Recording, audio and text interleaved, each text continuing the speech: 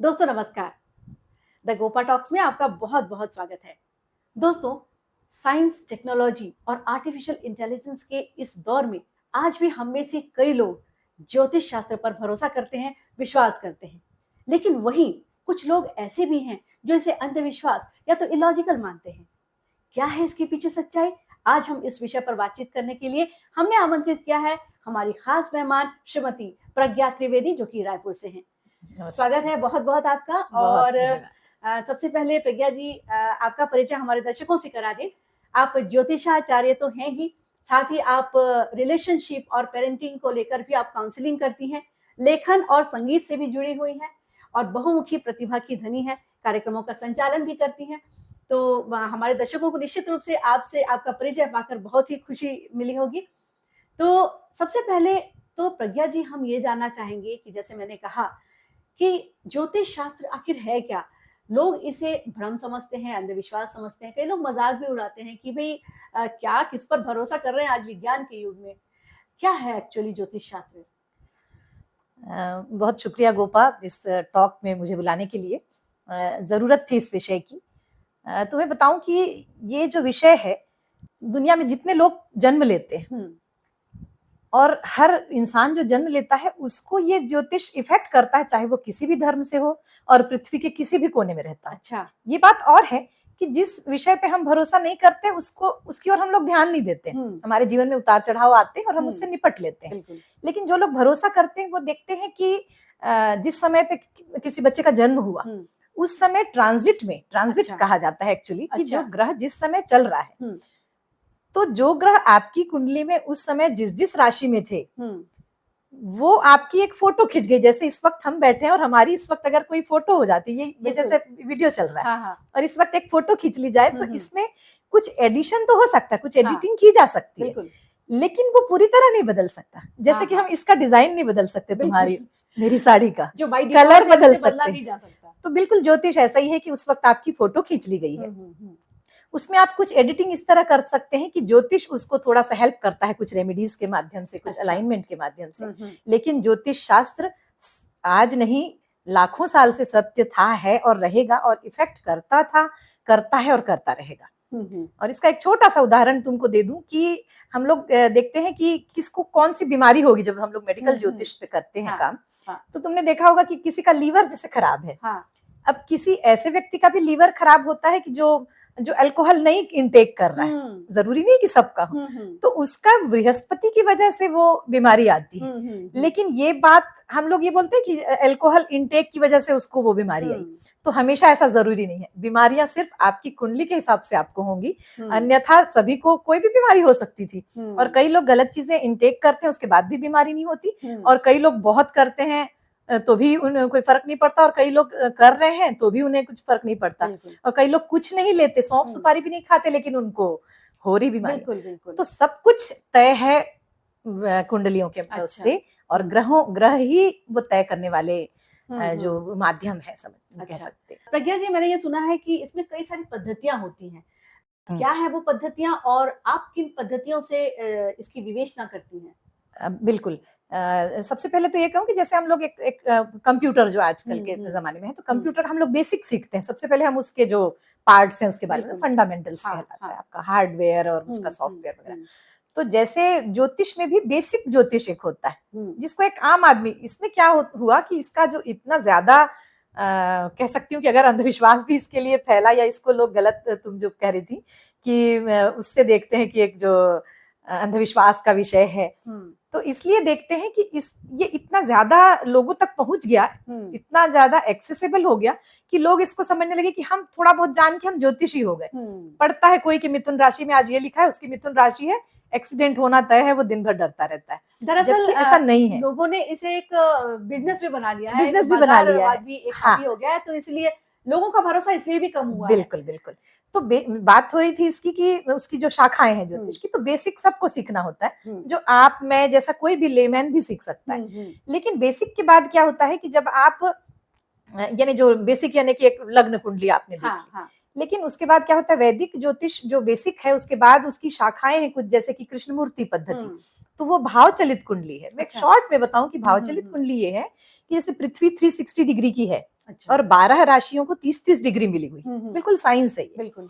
तो 30-30 डिग्री मिली हुई है, तो क्या होता है कि किसी कोई राशि अपनी 30 डिग्री से ज्यादा का वो क्षेत्र घेर लेती है, तो अगली राशि को उसको 30 से कम डिग्री मिलती है। अच्छा। तो कभी कभी ये भी होता है कि किसी कोई राशि गायब भी हो जाती है भाव चलित में जाके। अच्छा। एक्यूरेसी वहां पे आती। तो तुम कहोगी कि जो शाखाएं हैं, तो मैं कृष्ण मूर्ति को बेस्ट मानती हूँ इसलिए कि वो ग्रह की एक्चुअल पोजीशन बताता है। जैसे कि कोई ज्योतिषी 12वें में लग्न कुंडली में देख के कह रहा है कि 12वें में गुरु है, तो आपके जो 12वें के इफेक्ट आएंगे, लेकिन वो तो 11वें में है, तो बहुत अच्छा इफेक्ट दे रहा है। तो दोनों में बहुत फर्क है, क्योंकि 12वां घर निगेटिव है और 11वां बहुत अच्छा है। तो आप जिस तरीके से बता रही हैं कि इसमें तो पूरा गणित है, पूरा गणित। तो आप ये बताइए कि आप एक ज्योतिषाचार्य हैं, और क्या एक ज्योतिष बनने के लिए भी क्या कुछ ऐसे ग्रह नक्षत्रों का कुछ ऐसा संयोग बैठता है जो एक जानकारी और नॉलेज आपको है? बिल्कुल बैठता है। इसको पिछले प्रश्न से कनेक्ट करके बोलूंगी कि जो शाखाएं मैंने कृष्णमूर्ति बताई, और दूसरी एक लाल किताब भी होती है, एक शाखा उसकी है लाल किताब को। अच्छा। जो कह सकते हैं कि एक मेष लग्न की कुंडली से बनाया जाता है। अच्छा। सभी की मेष मानी जाती है उसमें, उससे रेमेडी होती है। अच्छा। और एक उसमें है जो वैदिक में, जो जिस पे मैं आ रही थी, वैदिक में होता है कि आप उसमें अलग अलग तरह की वर्ग कुंडलियां होती। अच्छा। और वर्ग कुंडलियों पे जब हम काम करते हैं, देखते हैं कि वो ग्रहों की प्लेसमेंट अलग अलग हो जा रही है वर्ग कुंडलियों में। अच्छा। एक ही व्यक्ति की कुंडली अच्छा वर्ग कुंडलियों में अलग अलग है। तो ये जो तुम ज्योतिष की बात कर रही थी कि ज्योतिषी कोई कैसे बनता है, तो केवल लग्न कुंडली देख के आप नहीं अंदाजा लगा सकते हैं, बल्कि सारी वर्ग कुंडलियों में उसमें D60 चार्ट होता है, नवमांश देखा जाता है। तो उसमें वो सारे ग्रह जो ज्योतिषी बनने के लिए जिम्मेदार हैं, बृहस्पति का अच्छा होना, बुध का अच्छा होना, क्योंकि वाणी चाहिए आपको, किसी को कन्विंस करना है तो वाणी भी चाहिए, और गणित का नॉलेज भी। मेरी गणित थोड़ी सी कमजोर है मुझे लगता है डेफिनेटली मैं ज्योतिष नहीं सीख पाऊंगी। और सबसे बड़ी बात कि केतु, जिसको मतलब ये माना जाता है कि पाप ग्रह है, केतु का बहुत अच्छी पोजीशन में होना, या ऐसी पोजीशन में होना जहां आप ज्योतिष को न केवल थोड़ा बहुत जानते हैं, बल्कि आप अपने प्रोफेशन में ला सकते हैं। मेरी उत्सुकता बढ़ रही है कि ये लाल किताब के बारे में मैंने बहुत सुना है बचपन में, ये लाल किताब क्या होती है? देखिए, लाल किताब एक शाखा है ज्योतिष की। अच्छा। जिसमें काल पुरुष की कुंडली कहा जाता है। जैसे वास्तु पुरुष आपने सुना होगा। हाँ। वास्तु पुरुष क्या है कि एक बेसिक वास्तु है जो आपके घर में ये बताया जाता है कि नॉर्थ ईस्ट में आपको भगवान रखना है, पानी रखना है, साउथ वेस्ट में आपको आपका धन और भारी सामान रखना है, ये कॉमन। तो वैसे ही लाल किताब एक कॉमन कुंडली है। अच्छा। जो कि मेष लग्न की होती है। तो जो काल पुरुष की कुंडली, काल पुरुष का मतलब हुआ कि हम सब का काल, यानी हम सब का जो समय है। अच्छा। तो वो क्या होता है, मेष लग्न से माना जाता है। उसमें आपकी कुंडली का कोई वो रोल नहीं है। अच्छा। और काल, हाँ, उसको मेष लग्न से मान के 12वें में 12वीं राशि, पहले में पहली राशि लग्न। अच्छा। में इस तरीके से उसकी रेमेडी होती है। और सबसे बड़ी बात, खासियत उसकी है कि वो अरबी में लिखी गई थी, तो उसका हिंदी संस्करण पढ़ते हैं सब। अच्छा। और लाल किताब घरेलू चीजों पे काम करती है, जिसमें मैं अगर कहूँ मेरे बारे में, अगर तुम कहो कि मैं किस पे काम करती हूँ, तो मैं कृष्ण मूर्ति को वास्तु से जोड़ के और रेमिडीज बहुत कुछ लाल किताब की बताती हूँ। अच्छा। और यही कारण है कि मेरे पास सारे धर्मों के लोग आज है, मतलब वो एक फेथ इस तरीके का कि कोई कर्मकांड और पूजा पाठ न करके हम लोग घरेलू चीजों से ठीक करते हैं। कई लोगों को तो अपना जन्म का समय भी नहीं पता होता है, लेकिन वो अपने सॉल्यूशन के लिए, अपने प्रॉब्लम के सॉल्यूशन के लिए वो आप तक पहुंचते हैं। तो ऐसे लोगों को आप कैसे रेमेडीज देते हैं? इसके 2-3 तरीके हैं। पहले क्या होता था, पुराने समय में लोगों का जन्म समय नहीं नोट किया जाता था। आज भी गाँव में लोग नोट नहीं करते। और फिर वो कहीं ऐसा होता है उनके साथ कोई प्रॉब्लम आई, तो वो कहते हैं कि भाई मेरा जन्म समय तो है नहीं। तो इसके 2 तरीके हैं। एक तो ये कि बहुत बहुत एक्यूरेसी है उसके भीतर भी, कि अगर किसी का देखना है कि भाई किसी के फादर का देखना है, तबीयत खराब है। हाँ। और उनके बच्चे की कुंडली है आपके पास, तो आप उसमें फादर का जो भाव है, सूर्य की जो स्थिति, जैसे सूर्य फादर का कारक है, पिता का कारक है, तो आप सूर्य को देखेंगे।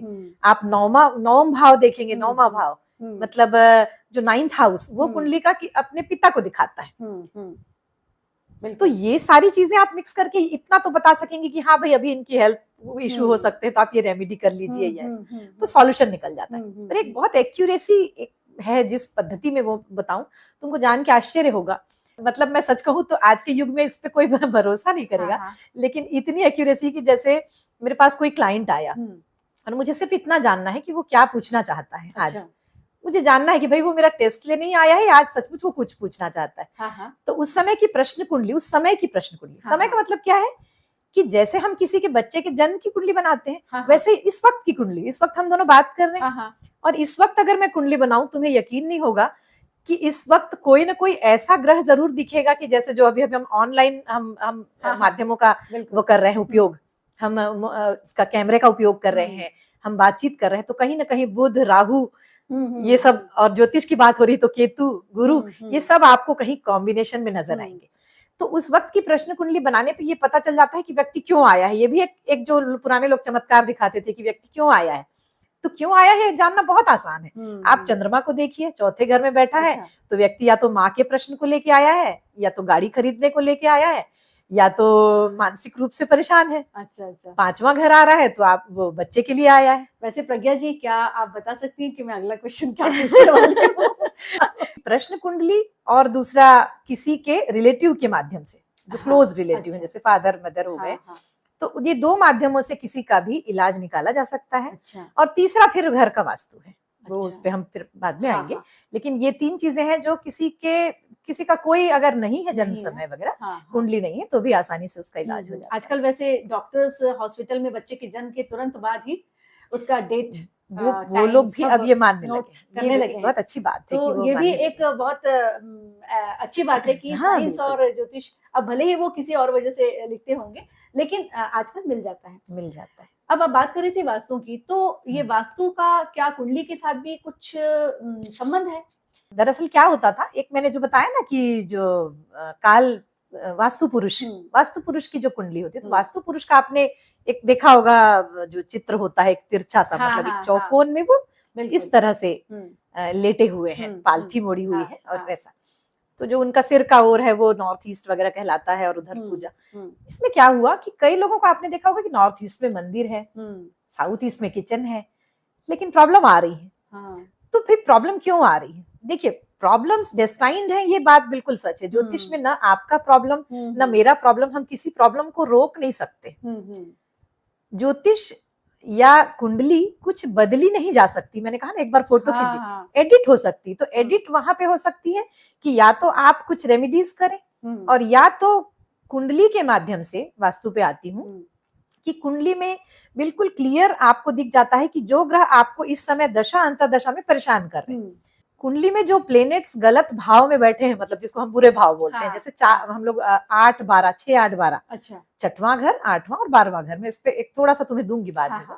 तो छठवां, 8वां, 12वां घर जब हम देखते हैं किसी का, और उसमें कोई प्लेनेट बैठा और उसकी अंतरदशा दशा आ गई, कोई भी ग्रह अपने आप कुंडली में आया है तो वो बुरे प्रभाव नहीं देगा जब तक उसकी दशा अंतरदशा नहीं आएगी। अच्छा, तो कुंडली बुरी है या अच्छी है ये तय अंतरदशा दशा करती है। अच्छा। तो ऐसे ही दशा अंतरदशा का कोई प्लेनेट है और आपको उसको वास्तु से ठीक करना है, तो आप उसको देखिए, उसमें 100 नहीं 200% किसी न किसी जो जिस भाव में बैठा है, जो गलत भाव जो इफेक्ट दे रहा है, वहां पर किसी न किसी भाव में उस ग्रह की 180 डिग्री की दृष्टि, 180 डिग्री इसलिए कहा जाता है कि 180 से +- 8 ले लेते हैं हम लोग, मतलब 172 से 188 डिग्री तक वो प्लेनेट की दृष्टि पड़ रही है अगर, वो भी एक तरीका है निकालने का, गणित है, तो वो डिटेल्ड हो जाएगा ज्यादा। लेकिन यह है कि वास्तु से हम वो चीजें वहां से हटा दें। जैसे कि सिंपल सी बात बोल रही, ये पौधा यहाँ रखा है, ये बुध की उपस्थिति है यहाँ पे। अच्छा। अब तुम्हारे घर की जो भी दशा है, दिशा है, लेकिन अगर दशा में बुध आया है और तुम्हें कोई गलत वो मिल रहे हैं परिणाम, तो तुम चेक करोगी कि इसकी 180 डिग्री की कहीं ना कहीं वो हिट आ रही होगी, तो तुम इसको सिंपली सरका दोगी, 8-10 फुट इधर कर दोगी, तो वो इलाज हो जाएगा। ये है एस्ट्रो वास्तु, और ये इतना ज्यादा कह सकती हूँ कि इतनी अच्छी रेमेडी है कि इससे बेहतर कुछ है नहीं। आपको कोई उपाय नहीं करने, कोई पूजा पाठ नहीं, घर का वास्तु आपकी कुंडली के हिसाब से चेक होगा, और जो चीजें रखी हैं उस वक्त उसको हटा दीजिए, दशा अंतरदशा के बाद आप रख लीजिए, कोई फर्क नहीं पड़ेगा। ये तो आप बहुत अच्छी बात बता रही हैं, क्योंकि आजकल लोग घर जब बनाते हैं या जमीन खरीदते हैं तो उसमें भी वास्तु का बहुत ख्याल रखा जाता है कि कहाँ खिड़की होंगी, कहाँ दरवाजे होंगे, कहाँ जल का स्रोत होगा। और आप कह रही है कि आपके किसी की भी कुंडली देखकर ये समझ में आ जाता है कि कौन सी चीज उसके घर में कहाँ रखी होगी और इसके कारण उसका कैसा प्रभाव पड़ रहा है, उसे रिमूव करना या तो उसकी दिशा बदलने से उसका लाभ मिल सकता है। यहाँ एक टिप समझ लो इसको दूंगी कि जैसे किसी का प्लेन जगह है, घर है, मतलब सॉरी क्या कहते हैं, जमीन है और उसको उनको बनवाना है, तो वो अगर कुंडली दिखा दे, एक बात बोल रही हूँ, जैसे कि 9वीं राशि जो है ना, धनु राशि, 9वीं राशि कुंडली जो वास्तु में वो उत्तर पूर्व कहलाती है। अब किसी व्यक्ति का, मान लीजिए मेरा प्लॉट है और मेरे प्लॉट में, मेरे कुंडली में 9वीं राशि जो है वो 8वें घर में पड़ रही है। अब 8वां घर है सर्जरी का, प्रॉब्लम्स का, ऑब्स्टिकल्स का, और मैंने अगर मंदिर उत्तर पूर्व में रख दिया, तो मैं सोचूंगी कि मैंने मकान बनाया, उसके बाद मुझे प्रॉब्लम आने लगी, मकान बनाया, मेरे एक्सीडेंट हो गए, एक्सीडेंट का है वो।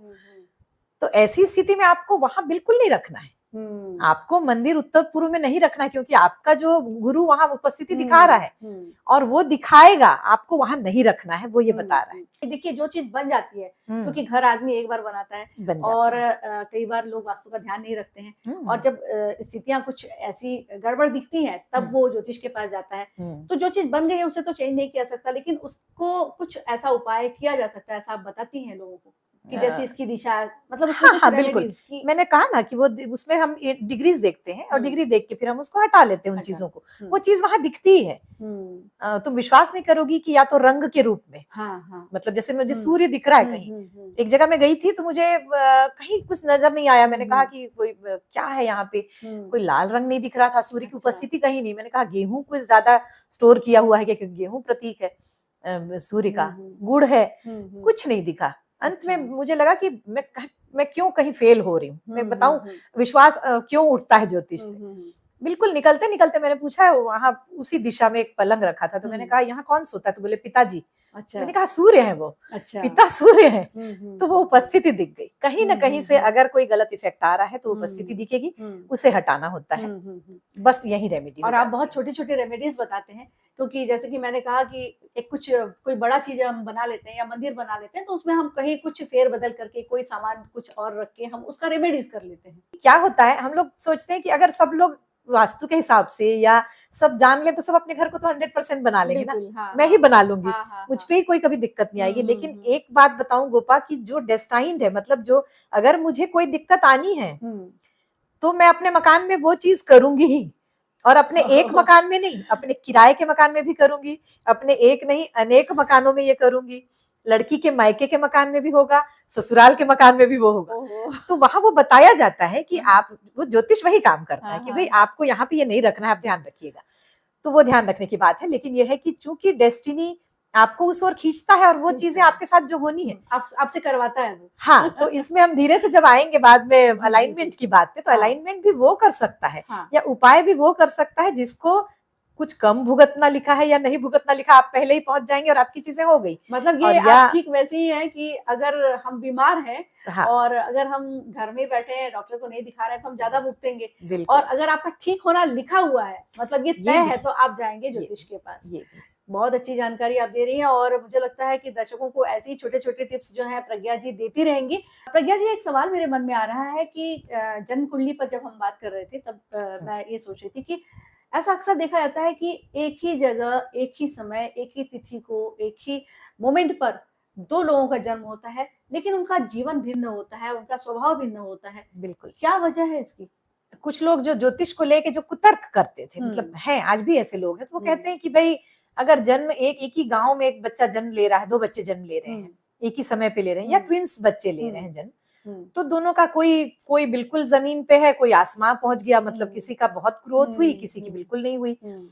तो एक ही हॉस्पिटल में का भी लोग कहते हैं कि एक ही समय पे हॉस्पिटल में भी तो कई बच्चे, बड़े बड़े हॉस्पिटल में तो कई बच्चे जन्मते। ट्विंस का भी अगर, और ट्विंस का बता रही हूँ, तो एक तो ये कि जो अलग अलग 1-2 मिनट आधे घंटे के अंतराल में जन्मते हैं सेम डे, तो उनका तो बिल्कुल ही डिफरेंट होती है। अब बात ट्विंस में आते हैं। ट्विंस की कुंडली अब भी मेरे पास, एक लास्ट वीक एक बच्चे का जन्म हुआ है, 12 तारीख को, 12 अप्रैल को वो कुंडली आई थी। एक बच्ची एडमिट है, बहुत बुरी तरह बीमार है, और एक बच्ची स्वस्थ है, और 1 मिनट का फर्क है सिर्फ। अच्छा, तो सोचो कि यहाँ पे कैसे हम निकालेंगे कि 1 मिनट का फर्क है, दोनों का तो बिल्कुल सेम होना चाहिए, दोनों की हेल्थ अच्छी होनी चाहिए, सब कुछ। तो आपको बताऊं कि यहाँ क्या होता है कि जो भाव चलित कुंडली हम देखते हैं, मैंने बताया था ना कि हम्म, वो मूव कर, पृथ्वी मूविंग हाँ, कंडीशन हाँ, में है। हाँ, और इसमें जो चंद्रमा है वो फास्टेस्ट मूविंग प्लेनेट है, सबसे तेज चलने वाला हम्म, प्लेनेट। तो क्या होता है, चंद्रमा अपनी पोजीशन, अपनी डिग्रीज फटाफट बदलता रहता है, और पृथ्वी भी घूम रही है उसके अकॉर्डिंग। तो क्या होता है कि जब हम भाव चलित बनाते हैं तो वहां पे, और हाँ एक बात यहाँ छोटी सी एक जानकारी देना चाहूंगी कि जैसे हमारे 27 नक्षत्र हैं, और हर हमारा जो ग्रह है, 9 ग्रह, वो किसी न किसी नक्षत्र में है। वो कोई ग्रह अपने जैसे खुद के नक्षत्र में भी रहता है, लेकिन वो औरों के नक्षत्र में भी रहता है। ऐसे ही 12 राशियां हैं और 27 नक्षत्र है, तो हर एक को 2.25 इस तरीके से माना जाता है। 2.25 का वो जो अपने क्या कहते हैं उसको, नक्षत्र है। अच्छा। तो नक्षत्र मिला हुआ है उसको, तो चरण होता है नक्षत्र में, वो एक अलग वास्ट विषय है, तो कभी चर्चा करेंगे। लेकिन ये बता दूं कि नक्षत्र, तो क्या होता है कि जब दो ट्विंस की हम कुंडली देखते हैं, तो हमने देखा कि एक का चंद्रमा, जैसे हम चंद्रमा से एक देख रहे हैं कि राशि क्या है या हेल्थ क्या है, हेल्थ का हाउस देख रहे हैं, तो क्या होता है कि जब हम 6th हाउस जैसे हेल्थ के लिए देखते हैं, 1st हाउस भी देखते हैं हम हेल्थ के लिए, तो वहां पे क्या होता है कि फर्स्ट लॉर्ड मान लीजिए बृहस्पति हो रहा है, और एक बच्चे के में उसका जो नक्षत्र लॉर्ड है वो शुक्र हो रहा है, और एक बच्चे के में वो बिल्कुल 1 मिनट का टाइम वो गया और उसका नक्षत्र बदल गया और वो सूर्य के नक्षत्र में आ गया। और वो दोनों हो सकता है, किसी का शुक्र खराब हो, सूर्य अच्छा है तो शुक्र खराब वाले की हेल्थ खराब रहेगी और इसकी अच्छी रहेगी। तो ये जो ट्विंस की कुंडली देखी जाती है वो इसी तरह देखी जाती है कि वहां नक्षत्र अलग हो जाते हैं, और नक्षत्र अलग होने के कारण ही दोनों के प्रोफेशन अलग हो जाते हैं। अच्छा। दोनों की हेल्थ अलग हो जाती है, दोनों का स्वभाव में डिफरेंस होता है। हाँ, बहुत सी चीजें मिलती हैं, वो और बात है, वो जेनेटिक बात है, लेकिन जो बेसिक चीजें बहुत बदलती हैं। और ये नक्षत्र पे, तो ये नक्षत्र ज्योतिष, एक्चुअली केपी जो है वो नक्षत्र ज्योतिष। अच्छा। और नक्षत्र ही इफेक्ट करते हैं प्लेनेट से ज्यादा। मैं अपने दर्शकों को ये कहना चाहूंगी कि आपको किसी विषय पर अगर जानकारी चाहिए या आप चाहते हैं कि हम उस पर चर्चा करें, क्योंकि ये सब्जेक्ट बहुत ही विस्तृत है, हम एक छोटे से बैठक में इस पूरे विषयों पर अपनी चर्चा नहीं कर सकते हैं। तो अगर आपको कुछ भी ऐसा लगता है कि आपको जानकारी चाहिए, तो आप हमारे कमेंट बॉक्स में ज़रूर लिखें कि आपको किस बारे में जानकारी चाहिए। हम कोशिश करेंगे कि उस पर हम चर्चा करें। अलाइनमेंट की बात आप बहुत करती हैं, मैंने सुना है, आपने कई बार मुझे भी अलाइनमेंट वाली बात कही है, तो ये टर्म क्यों यूज़ करते हैं और ये होता क्या है? और हेल्थ को लेकर आप कुछ टिप्स हमारे दर्शकों को दे दीजिए कि कोई अगर लगातार काफ़ी दिनों से बीमार चल रहा है, उसका क्या कुछ सरल उपाय हैं? सिंपल सी रेमेडी बताऊं, ये मैं कारक तत्वों पे बता रही हूँ। कारक तत्व बहुत काम करते हैं कुंडली में, मतलब कि जैसे 12 भाव हैं, तो 12 भावों का एक अलग अलग वो है। जैसे 1st हाउस हेल्थ को दिखाता है, आपके व्यक्तित्व को दिखाता है, आपके बालों का रंग, आपका स्वभाव, ये सब। तो इस तरीके से जब आते जाते हम, दूसरा घर, तीसरा घर, इस तरीके से, तो 6वां घर बीमारी का है, और मैंने बताया था 5वां घर उसके नेगेशन का है। तो यहाँ पे क्या होता है, हमको 5वां घर चाहिए, आपको हेल्थ ठीक करना है, आपको 5वां घर चाहिए। और 5वें घर के जो कारक हैं वो क्या है, गेम्स है, खेल, अच्छा, मनोरंजन।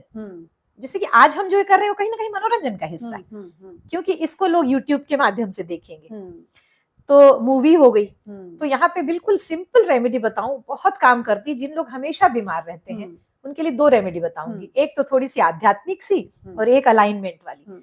तो ये बताऊं कि इसमें एक गेम कोई खेलना शुरू कर दे। मैं किसी को बोलती हूँ, लोग शुरू में हंसते हैं, लेकिन जब करते हैं तो समझ में आता है कि आप अगर गेम का मतलब ये नहीं कि आपको जाके एकदम से बैडमिंटन और ये खेलना, आप अपने मोबाइल पे सिंपल सी, 80 इयर्स का कोई बुजुर्ग भी कर सकता है इसको, कि आप बीमार रहते हैं, आप मोबाइल पे कोई गेम डाउनलोड कर लीजिए और उसके बाद वो कैंडी क्रश खेलिए, चाहे आप चेस खेलिए, लेकिन अपने आप को कहीं बिजी। अब देखिए, पुराने लोग क्या बोलते थे, खेलोगे कूदोगे क्या रहोगे, क्या कहते थे, मतलब सेहत अच्छी होगी। मैं ऐसा मानती हूँ, पता नहीं वो तो कुछ कहावत अलग सी थी, लेकिन खेलने से कम सेहत अच्छी रहती है, तो डॉक्टर्स भी बोलते हैं। अब इसको देखो तो पुरानी जो बातें थी ना, एक्चुअली ज्योतिषियों की कही गई बातों को बहुत तोड़ मरोड़ के उसको एक अलग वो दे दिया गया। ज्योतिष में वही कुछ कहा गया था जो एक्चुअल में होता था।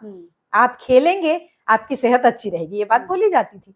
अब यहाँ पे यह है कि आप गेम डाउनलोड कर लीजिए और उसको खेलते रहिए, आप बहुत तेजी से स्वस्थ होंगे। लेकिन बहुत ज्यादा गेम नहीं खेलना है भाई, ये बच्चों से नहीं है, ये बच्चों जो है वो अच्छा नहीं है, वो आंखों के लिए भी अच्छा नहीं है। नहीं, वो एक और बात है, और ये नशा है, ये नशा जी।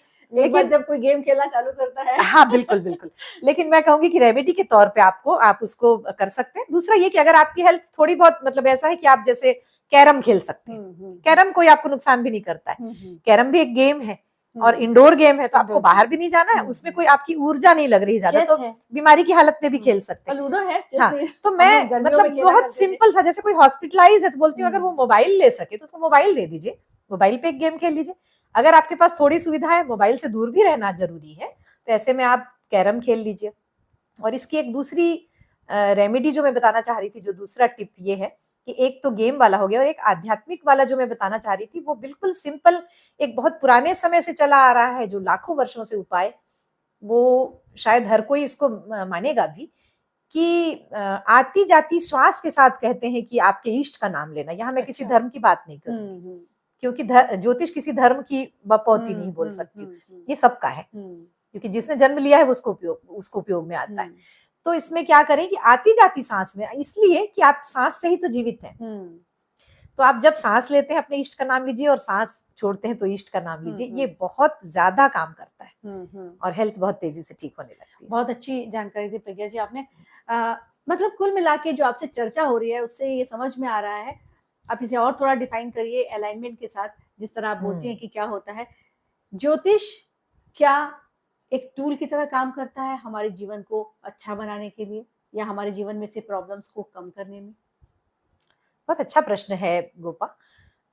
अलाइनमेंट एक कह सकती हूँ कि हम सबको एक कुंडली मिली, और हम सबको लाखों साल पहले जब ज्योतिष का हमारे जो ऋषि संतों ने और जिसने भी इनका वो किया, खोजा, ग्रहों का स्वभाव खोजा, सब खोज के दे दिया हमारे लिए, तो आज बहुत आसान है ये सब। तो जब खोज के दिया तब हर व्यक्ति के लिए वो एक अलाइनमेंट का टूल था। अलाइनमेंट मतलब आपको एक किताब दी, जैसे कि हम टीवी खरीदते तो हम उसके साथ एक बुकलेट आती, एक बुकलेट आती कि भाई हाउ टू यूज इट, आपको कैसे यूज करना है उसको। तो क्या होता है कि हमारे पास वो किताब आई कुंडली के रूप में, और हमने देखा, हम लोग अपने हिसाब से जीने लगे। हमने देखा हेल्थ खराब हो रही, हम लोग ज्योतिषी के पास गए, पंडित के पास गए, हेल्थ खराब हो रही, तो उसने कुछ उपाय ऐसे बताए, अलाइनमेंट, तो हमको वो आसान नहीं लगता था, क्योंकि व्यायाम करना कठिन है, खेलना कौन खेले, शरीर को तकलीफ देना होता है। कुछ दान करने से चल जाएगा, तो बोले दान कर लो, नहीं दान भी कठिन है, कुछ पहन लो क्या, तो पहन लो। तो इस तरह क्या होता है कि ज्योतिष आपके लिए आसान करता जाता है उसको। जबकि होना ये चाहिए कि आपको वो जो बुकलेट आई है आपकी, आपको उस हिसाब से जीना है। तो ज्योतिष आपकी कुंडली ये नहीं है कि आप उसमें क्या रेमेडी करेंगे तो ठीक रहेंगे, या आपको लिटिगेशन होगा तो आप कैसे ठीक रहेंगे। आप बीमार हो ही ना, आप पे लिटिगेशन हो ही ना, अगर आप वैसे जीते हैं। प्रज्ञा जी, एक करियर के लिए आज युवा से लेकर उनके पेरेंट्स से लेकर हर कोई बहुत चिंतित रहते हैं, एक बहुत महत्वपूर्ण विषय है एक जीवन का। तो क्या कुंडली से इस संबंध में कुछ पता चल सकता है, या कोई डायरेक्शन मिल सकता है? बिल्कुल चल सकता है।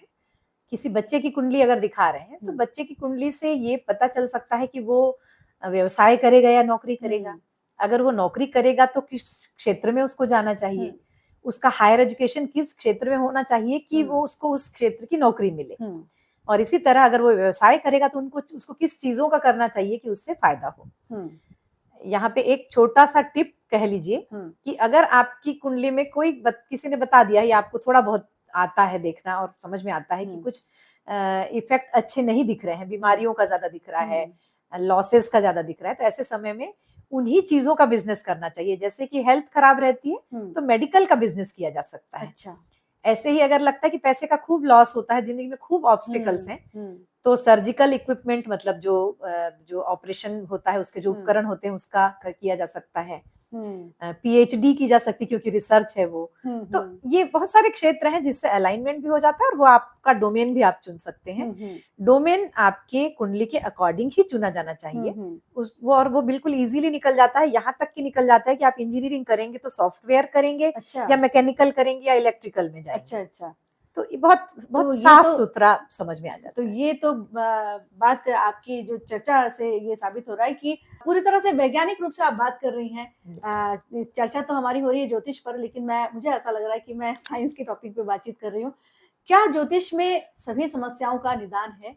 सभी समस्याओं का निदान है, इसलिए कि समस्याएं पूरे क्षेत्र से नहीं आती ज्योतिष में, जो 12 भाव की बात होती है, तो पूरे सभी क्षेत्र आपको नुकसान नहीं देते हैं, कुछ एक है जो नुकसान देते हैं, और वहां उसी क्षेत्र को अगर अलाइन कर लिया जाए तो वो ही एक उसका समाधान है। और दूसरा ये कि कहीं हर कोई अलाइन नहीं कर पाता, तो ऐसी स्थिति में उपायों से उन घरों का या उन ग्रहों का उपाय हो जाता है। हर चीज का समाधान है, कर्ज का समाधान है। अच्छा, मैं कर्ज का समाधान दे दूं क्या एक छोटा सा, जी कि किसी को अगर कर्ज है तो उसको 3 चीजें करना चाहिए। एक तो ये कि जमीन पे बैठ के भोजन करना शुरू कर दे, ये बहुत काम करता है। अच्छा, क्योंकि कर्ज मंगल से होता है और मंगल जमीन है, बहुत लॉजिकल है। अच्छा, तो जमीन पे बैठ के भोजन करना शुरू कर दे, बिना आसन बिछाए जमीन पे बैठ के। दूसरा, लाल मिर्च मंगल से रिलेटेड है, तो लाल मिर्च का सेवन बंद करके हरी मिर्च का सेवन शुरू कर दे। और तीसरा एक है मंगल का, जो है एक्सरसाइज। मैं यहाँ बिल्कुल बोलूंगी कि जिसको भी अगर कर्ज की प्रॉब्लम है, आप एक्सरसाइज, अगर जिम जा सकते हैं तो जाइए, वरना घर पे अच्छी खासी पसीना आते तक, इसमें ये बोला जाता है कि आपको हार्ड वर्क करना है, फिजिकल आप करते हैं तो कर्ज धीरे धीरे आप देखेंगे कि अपने आप चुकने के रास्ते आ जाते हैं। अच्छा, प्रज्ञा जी, निसंतान जो दंपति है, क्या वो ये संतान प्राप्ति के लिए क्या कुछ उपाय कर सकते हैं? क्या है, क्या कुछ ऐसा उपाय ज्योतिष में? हाँ बिल्कुल, कुंडली से ही होता है सारी चीजें। एक बात कहूंगी कि कुंडली से ही होता है। और इसमें लोग कहते थे कि पुरुष की कुंडली भी इम्पोर्टेंस रखती है, हाँ रखती है, लेकिन महिला की कुंडली ही देखी जाती है, क्योंकि उसको जन्म देना है। अच्छा, इसलिए यहाँ पे अगर अकेली महिला की भी कुंडली आई है तो उससे वो, अगर कोई निसंतान होने जैसी स्थिति है तो उसकी रेमेडी निकल जाती है। संतान होगी या नहीं ये जवाब भी आ जाता है, और कैसे होगी, कब होगी, देर से होगी, जल्दी होगी, ये सारा जवाब लेडी की कुंडली से हो जाता है। ज्योतिष अपनी जगह है और हमारी जो दिनचर्या या हमारा जीवन एक जगह है। इंसान को कर्मवादी होना चाहिए या भाग्यवादी? मैं कहूंगी कि बैलेंस्ड होना चाहिए। भाग्यवाद और कर्मवाद में जब बैलेंस आप स्थापित कर लेते हैं, उस दिन आप न भाग्य को रोते हैं और न कर्मवादी इतने हो जाते हैं कि आपने भाग्य को बिल्कुल भी छोड़ दिया। आपके लिए दोनों ही वैसा काम करते हैं, दोनों एक सिक्के के दो पहलू हैं, ऐसा कह सकते हैं। आपके जीवन में दोनों बराबर काम करते हैं। जब आपका भाग्य साथ देता है तभी आप कर्म कर पाते हैं, और जब आप कर्म कर पाते हैं तभी भाग्य साथ देता है। तो ये दोनों वाइस वर्सा है, और आपको दोनों को बैलेंस्ड रूप में लेके चलना होता है। तो यहाँ मैं यही कहूंगी कि अपने कर्म करते रहिए, आपका दिल जिस बात को गवारा करे। ज्योतिष में सही वही है। कई लोग बोलते हैं कि किसी का कुछ लूट लिया तो भी सुखी है, तो ऐसा नहीं है। कुछ भी गलत करके आप सुखी रहेंगे ऐसा बिल्कुल भी नहीं है। समय आने पर हर चीज का न्याय होता है, और ऐसा है। तो आपको अच्छे कर्म करने के लिए भी भाग्य ही मजबूर करता है, और भाग्य की वजह से ही आप अच्छे कर्म कर पाते हैं। तो दोनों बातें वाइस वर्सा है, इसलिए मैं दोनों को मानती हूँ।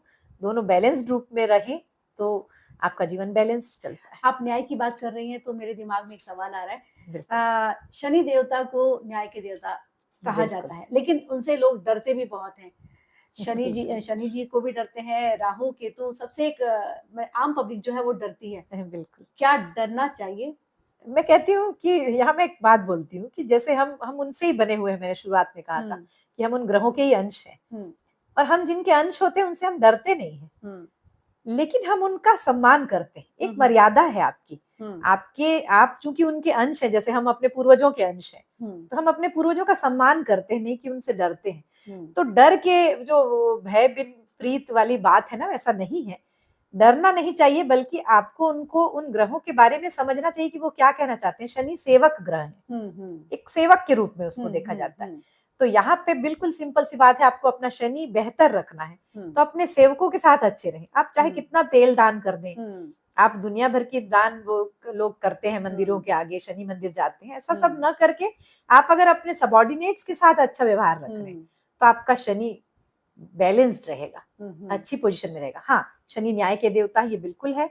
शनि जब जब ट्रांजिट में आते हैं, जब जब 7.5 या अढ़ैया आती है, तब आपको अपने पूर्व में किए गए कर्मों के हिसाब से, चाहे वो पूर्व की दशा हो, चाहे पूर्व के जन्म हो, आपको उसके हिसाब से फल मिलते हैं। ये बात बिल्कुल सच है। हम आपको बहुत बहुत शुभकामनाएं देते हैं कि आप इसी तरह समाज के लिए, लोगों के लिए ऐसा ही काम करती रहें, और आपसे दूसरों को भी प्रेरणा मिले। प्रज्ञा जी, आपका बहुत बहुत धन्यवाद इन अच्छी बातों के लिए, सुंदर बातों के लिए। बहुत शुक्रिया, बहुत धन्यवाद गोपा। तो दर्शकों, आपको निश्चित रूप से आज का हमारा ये कार्यक्रम अच्छा लगा होगा और इस बारे में अगर आपकी कोई राय हो, कोई परामर्श आप लेना चाहते हो, तो हमें ज़रूर कमेंट्स बॉक्स में आप दीजिए और हम कोशिश करेंगे कि आपके साथ आपकी जो बातें हैं, उन्हें हम प्रज्ञा जी तक रखें और अगर ज़रूरत महसूस हो, तो हम फिर से कोई चर्चा में हम उन्हें आमंत्रित करेंगे। खुश रहिए, स्वस्थ रहिए, नमस्कार।